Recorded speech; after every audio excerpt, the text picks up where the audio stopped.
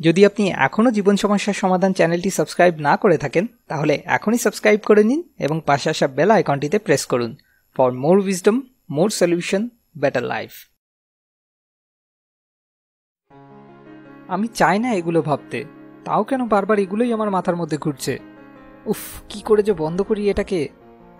আচ্ছা বলুন তো, এমন কোন নেশা আছে যেটাতে পৃথিবীর প্রায় 99.9% মানুষই আসক্ত? পারলেন না তো? আমি বলি, সেটা হলো অ্যাডিকশন টু থিঙ্কিং, অর্থাৎ চিন্তা করার প্রতি আসক্তি। একজন চেইন স্মোকার যেমন অকারণে একের পর এক সিগারেট ধরেই চলে, ঠিক তেমনই একজন অ্যাডিকটিভ থিঙ্কার অকারণে একের পর এক চিন্তা করে চলে। আর সবথেকে বড় কথা, সে চাইলেও সেটা থামাতে পারে না। বিশ্বাস না হলে এখনই একবার ট্রাই করে দেখুন না। ভিডিওটাকে পজ করুন আর পরবর্তী মাত্র 10 সেকেন্ডের জন্য কোনো রকম কিছু চিন্তা না করে, মনের ভিতর কোনো রকম একটাও কথা না বলে থাকার চেষ্টা করুন। কি হলো, পারলেন না তো? দুঃখের কিছু নেই, আমাদের মধ্যে 99.9% লোকই আপনার দলে, যারা নিজেরা নিজেদের মাইন্ডকে কন্ট্রোল করে না, বরং তাদের মাইন্ড তাদেরকে কন্ট্রোল করে। আর মাইন্ডের ফেভারিট ফুড কি? ফিলিংস। তাই মাইন্ড আমাদেরকে ইউজ করে সারাক্ষণ নিজের খাবারের যোগান বানিয়ে চলে। এক কথায় বললে, আমরা আমাদের মাইন্ডের দাসে পরিণত হয়েছি। ঠিক এরকমই অবস্থা ছিল দ্য পাওয়ার অফ নাও বইয়ের লেখক একার্ট টুলির, যেটা 29 বছর বয়সে তার জীবনের চরম পর্যায়ে পৌঁছায়। মাসের পর মাস দুশ্চিন্তা তার রাতের ঘুম কেড়ে নিতে শুরু করে এবং একসময় জীবনের প্রতি প্রচণ্ড বিতৃষ্ণা থেকে এমনকি উনি সুইসাইড করারও সিদ্ধান্ত নেন। এই সময় একদিন রাতে উনি এমন কিছু ডিসকভার করেন যা তার জীবনের প্রতি সম্পূর্ণ দৃষ্টিভঙ্গিটাকেই বদলে দেয়। তিনি এক শান্তিতে পরিপূর্ণ নতুন জীবন খুঁজে পান। তার এই আমূল পরিবর্তন দেখে যখন লোকজন তাকে জিজ্ঞেস করতে শুরু করে এটা কিভাবে সম্ভব হলো, উনি তাদের সঙ্গে সেই পদ্ধতিটা শেয়ার করতে শুরু করেন এবং 1997 সালে দ্য পাওয়ার অফ নাও বইটি প্রকাশ করেন, যেটা 2000 সালে new York Times best selling বইয়ে পরিণত হয়, যখন আমেরিকার সবথেকে পপুলার টক শো হোস্ট এবং বিখ্যাত অ্যাক্ট্রেস অপরা উইনফ্রে এই বইটির প্রেমে পড়ে যান এবং সকলকে ভীষণ স্ট্রংলি রিকমেন্ড করে বইটি একবার অন্তত পড়ার জন্য। এরপর বইটি শুধুমাত্র উত্তর আমেরিকাতেই 33টি ল্যাঙ্গুয়েজে ট্রান্সলেট হয়ে প্রকাশিত হয় এবং প্রায় 30 লক্ষ কপিজ বিক্রি হয়। বইটি সেই সমস্ত মানুষদের জন্য অত্যন্ত উপকারী যারা নিজেদের অতীতে আটকে রয়েছে, যারা নিজের অজান্তেই নিজের মাথার মধ্যে নিজেকে সারাক্ষণ বন্দি করে রেখেছে এবং যারা এই অপেক্ষায় রয়েছে যে কোনোদিন হয়তো বাইরে থেকে কোনো কিছু এসে তাকে খুশি করে দেবে। এই বইটি তাদের জন্যও অত্যন্ত কাজের যারা বেশিরভাগ সময়ই সব কিছুতে অভিযোগ করতে থাকে এবং যাদের প্রতিটা দিন দুশ্চিন্তার উদ্বেগের মধ্যে দিয়ে কেটে চলেছে। যদি আপনার ক্ষেত্রেও এগুলো প্রযোজ্য হয় তাহলে আজ এই ভিডিওটা শেষ অবধি দেখতে থাকুন, কারণ আজ এই বই থেকে আমি আপনার সাথে কিছু এরকম স্মার্ট আইডিয়া শেয়ার করব যেগুলো আপনাকে এই সমস্ত সমস্যাগুলোর সমাধান খুঁজে দেবে। তো চলুন শুরু করা যাক। Smart idea 1, now the most important time. Eckhart Tolle মনে করেন আমরা সেই প্রতিটা মুহূর্ত নষ্ট করি যে মুহূর্তগুলোতে আমরা অতীতের ব্যাপারে আফসোস করে কাটাই অথবা ভবিষ্যতের ব্যাপারে দুশ্চিন্তা করে কাটাই। কারণ আমরা সবসময় বর্তমানেই বাঁচি। যা কিছু ঘটে, যা কিছু আমরা অনুভব করি, সেই সমস্ত কিছু ঘটে শুধু এবং শুধুমাত্র বর্তমানে। যদি আপনি একটু ভেবে দেখেন, অতীত আর কিছুই নয়, শুধুমাত্র কিছু বর্তমান মুহূর্তের সমষ্টি যেগুলো অলরেডি পেরিয়ে গেছে, এবং ভবিষ্যৎ হলো কতগুলি বর্তমান মুহূর্তেরই সমষ্টি যেগুলো আসতে চলেছে। তাই বর্তমান ছাড়া অন্য যে কোনো জায়গায় বাঁচার চেষ্টা করাটা পুরোটাই অর্থহীন প্রচেষ্টা। যদি আগামী 2 সপ্তাহের মধ্যে আপনাকে একটা প্রজেক্ট কমপ্লিট করতে হয়, তাহলে অতীতে যে সময়টুকু আপনি আজ নয় কাল করে নষ্ট করে ফেলেছেন সেটা নিয়ে আফসোস করা, বা ভবিষ্যতে যে আপনি একটা ভীষণ চাপের সম্মুখীন হতে চলেছেন সেটার ব্যাপারে দুশ্চিন্তা করা, এদের মধ্যে কোনোটাই কোনো কাজের না।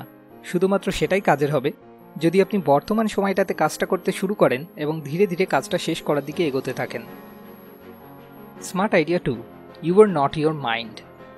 আমাদের মাইন্ড অত্যন্ত পাওয়ারফুল একটা টুল যদি সেটাকে আমরা সঠিক পদ্ধতিতে ব্যবহার করি। কিন্তু সমস্যাটা হলো আমরা বেশিরভাগই সচেতনভাবে আমাদের নিজেদের মস্তিষ্ককে ব্যবহার করি না, বরং আমাদের মস্তিষ্কের দ্বারা ব্যবহৃত হই। একবার নিজেকে নিজে এই প্রশ্নটা করে দেখুন, আমি কে এবং আমার পরিচয় ঠিক কী? যদি আপনার উত্তর এইগুলো নিয়ে তৈরি হয় যে আপনি একজন ছাত্র বা আপনি একজন সরকারি কর্মচারী, বা যদি আপনার উত্তর আপনার সামাজিক পরিচয়, শিক্ষা, দক্ষতা, সম্পর্ক, বিশ্বাস, ধর্ম, এমনকি কোনো পারিবারিক ইতিহাস নিয়ে তৈরি হয়, তাহলে আপনি একবার ভেবে দেখুন, সত্যি বলতে এগুলোর কোনোটাই কি আপনি, নাকি এগুলো আপনার মস্তিষ্কের দ্বারা বাইরে থেকে সংগ্রহ করা শুধুমাত্র কিছু তথ্য? মৃত্যুর পরের কথা না হয় বাদই দিলাম, এইগুলোর কোনোটাই কি ঘুমের সময়ও আপনার সঙ্গে থাকে? থাকে না। কিন্তু আপনি তো ঘুমের সময়ও প্রেজেন্ট থাকেন। যদি তা না থাকতেন তাহলে কিভাবে জানতেন যে আপনি সেই সময় ঘুমিয়েছিলেন বা আপনি কোনো স্বপ্ন দেখেছিলেন? একার্ট টলি এই জিনিসগুলোকেই বলেছেন ইগো, যেগুলো আমরা নই, কিন্তু আমরা সেগুলো নিজেদের অংশ বলে মেনে নিয়েছি, যেগুলো শুধুমাত্র আমাদের সংগ্রহ করা কিছু তথ্য। তাহলে আপনি আসলে কে? কি আপনার পরিচয়, সেটা জানার নামই হলো enlightenment. Smart idea 3, being present is the way of enlightenment. Gautam বুদ্ধকে যখন লোকজন জিজ্ঞেস করে এনলাইটেনমেন্টের অর্থ কী, তখন উনি একটাই উত্তর দিয়েছিলেন, দ্য এন্ড অফ সাফারিং। যে কোনো রকম মানসিক দুঃখ বা কষ্টের প্রধান উৎস হলো আমাদের false ego self centric thoughts বা চিন্তা, সেই সমস্ত জিনিস যেগুলো আমরা নিজেদের অংশ বলে মেনে নিয়েছি, কিন্তু আসলে যেগুলো আমরা না। যদি আপনি শুধুমাত্র এই মুহূর্তটাতেই বেঁচে থাকেন, তাহলে কি আপনার জীবনে কোনো রকম কোনো কষ্ট বা সমস্যার অস্তিত্ব আছে? কষ্ট তখনই তৈরি হয় যখন আমরা অতীত বা ভবিষ্যতে নিজেদের ফলস আইডেন্টিফিকেশনকে বেস করে কিছু চিন্তা করি এবং প্রেজেন্ট মোমেন্ট থেকে সরে গিয়ে অতীত বা ভবিষ্যতে বাঁচার চেষ্টা করি। ভাবুন, কোনো একটা যন্ত্রের সাহায্যে আপনার সমস্ত স্মৃতিগুলোকে 1 মিনিটের জন্য আপনার ব্রেন থেকে সরিয়ে নেওয়া হলো, এবং ওই 1 মিনিট আপনি শুধু এবং শুধুমাত্র বর্তমানটাকে অনুভব করলেন। চারিদিকে কি কি রয়েছে, কিসের কিসের আওয়াজ শুনতে পাচ্ছেন, কিসের কিসের গন্ধ আপনার নাকে আসছে, কি কি স্পর্শ অনুভূতি আপনি অনুভব করছেন, অর্থাৎ কোনো রকম কোনো জাজমেন্ট ছাড়া আপনি শুধু এবং শুধুমাত্র যা ঘটছে সেগুলোকে অনুভব করছেন। তাহলে কি এই মুহূর্তে আপনার জীবনে কোনো কষ্ট, দুঃখ, যন্ত্রণা, সমস্যা কিচ্ছু আছে? এবার ভাবুন, কোনো যন্ত্র ছাড়াই যদি আপনি নিজেই এটা করতে পারতেন এবং 1 মিনিট নয়, যতক্ষণের জন্য ইচ্ছা ততক্ষণ করতে পারতেন, তাহলে জীবনটা কেমন হতো? দ্য এন্ড অফ সাফারিং, অর্থাৎ এনলাইটেনমেন্ট। এক্ষেত্রে অনেকেরই একটা ভুল ধারণা জন্ম নেয় যে তাহলে কি আমরা আমাদের মেমোরিকে ব্যবহারই করব না? না, সেটা নয়। এক্ষেত্রে কন্ট্রোলটা পুরোপুরি আপনার হাতে থাকবে, ঠিক ওই যন্ত্রের মতো। অর্থাৎ আপনি যখন চাইবেন আপনার মাইন্ডকে চুপ করিয়ে সরিয়ে রাখবেন, আবার ঠিক যখন দরকার পড়বে সেটাকে ব্যবহার করে অতীত থেকে শিখবেন এবং ভবিষ্যতের জন্য লক্ষ্য তৈরি করবেন, কিন্তু ঠিক যতটা দরকার। অর্থাৎ তখন আপনি আপনার মস্তিষ্কের দাস নয়, বরং আপনার মস্তিষ্ক আপনার দাসত্ব পালন করবে। এই সমস্ত কিছু শুনে আমাদের মাথায় একটাই প্রশ্ন আসে, সবই ঠিক আছে, কিন্তু এগুলো কি আদৌ সম্ভব? সম্ভব কি সম্ভব না তা অলরেডি অজস্র মানুষ এই স্টেটে পৌঁছে প্রমাণ করে দিয়েছেন। একার্ট টলি তাদের মধ্যে অন্যতম একজন। যে কোনো স্কিল অ্যাকোয়ার করার জন্য দরকার প্র্যাকটিস, এক্ষেত্রেও তার কোনো ব্যতিক্রম নেই। একার্ট টলি এরকমই কিছু প্র্যাকটিসের কথা তার বইয়ে উল্লেখ করেছেন, যার মধ্যে প্রথম প্র্যাকটিস হলো ওয়াচ দ্য থিঙ্কার। এখনই একবার চেষ্টা করুন, আপনি নিজের মাথার মধ্যে ঠিক কী বলছেন এবং মাথার ঠিক কোন জায়গা দিয়ে বলছেন সেটা মন দিয়ে দেখার চেষ্টা করুন। দেখলেন ম্যাজিক? যেই মুহূর্তে আপনি কনসিয়াস হয়ে আপনার থটগুলোকে দেখতে গেলেন, ঠিক সেই মুহূর্তেই মাথার মধ্যে সমস্ত কথোপকথন বন্ধ। দ্বিতীয় প্র্যাকটিস হলো what will be my next thought. বারবার নিজেকে প্রশ্ন করুন, ঠিক এরপর আমি কি ভাববো, ঠিক এর পরের থটটা আমার কি হওয়া উচিত। এই স্ট্র্যাটেজিটা কোয়ান্টাম ফিজিক্সের একটি এফেক্টের উপর বেস করে তৈরি, যেটার নাম কোয়ান্টাম জেনো এফেক্ট, যেখানে বলা হয়েছে a system can't change while you are watching it. বারবার এই প্রশ্নটা করাতে আসলে আপনি নিজের থট প্রসেসটাকে স্লো করে দিতে থাকেন, যার ফলে আপনার কাছে একটা সুযোগ চলে আসে নিজের অটো পাইলট মুডে চলাটাকে ধরতে পারার। তৃতীয় প্র্যাকটিস হলো সারেন্ডার।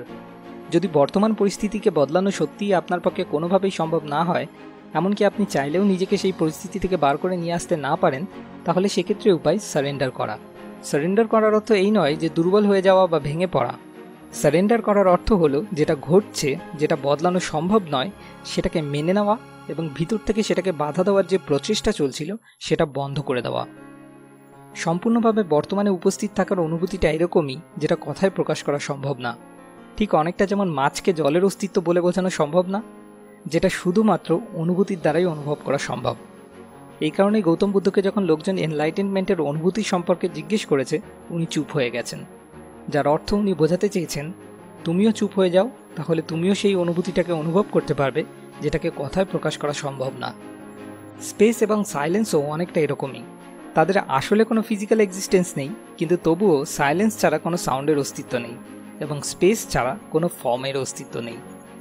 যেমন এই বইয়ের লেখক একার্ট টলি বলেছেন, realise deeply that the present moment is all you have, make the now the primary focus of your life. যদি আপনি আরও ডিটেলস এই ব্যাপারে বুঝতে চান, তাহলে নিচে ডেসক্রিপশনে দেওয়া লিঙ্ক থেকে গিয়ে amazon.in থেকে এই বইটি কিনতে পারেন। এবার পালা লাস্ট উইকস মোস্ট মোটিভেটিং কমেন্টের। শুভ ভাই, আপনাকে অনেক অনেক ধন্যবাদ এত বড়, এত মোটিভেটিং একটা কমেন্ট করার জন্য। আপনার কমেন্টটা এতটাই বড় হয়ে গেছে যে স্ক্রিনেই ধরানো যাচ্ছিল না। সত্যি আমরা খুব খুশি হয়েছি। আশা করব আপনি এভাবেই সবসময় আমাদের পাশে থাকবেন।